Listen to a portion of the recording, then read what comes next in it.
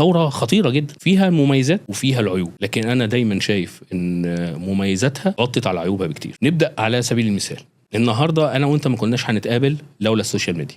مظبوط.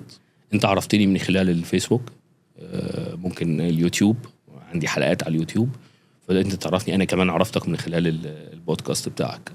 فمبدئيا السوشيال ميديا سمحت بفتح النتورك أو دايرة العلاقات للمهندس الزراعي. طبعا أحد أهم عوامل قوة أي شخص بيعمل في أي بيزنس هي دايرة علاقات. السوشيال ميديا هي الأداة الممتازة لخلق دايرة علاقات. إزاي تقدر تكبر النتورك بتاعة الناس اللي تقدر تتواصل معاهم في المجال بتاعك ويحصل تبادل خبرات. السوشيال ميديا خدمت المهندس الزراعي في تبادل المعلومات.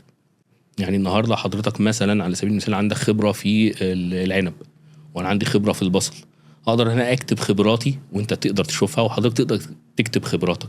بل وإن ممكن يكون في زميل ليك بيشتغل في نفس المجال يخش يعلق على خبراتك، شارك بمعلومات سواء جديدة. بيضيف عليها أو بيعدل عندك شيء غلط. تمام.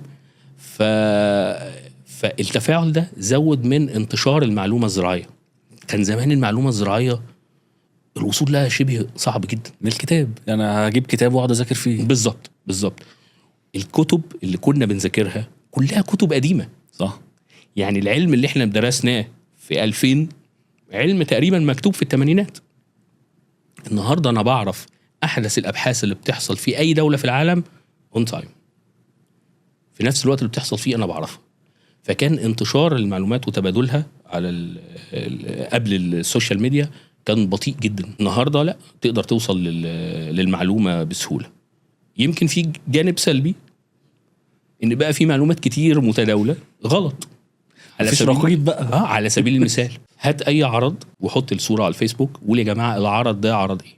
شوف حجم الكومنتات اللي هتنزل لك، مش هتلاقي كومنت شبه التاني.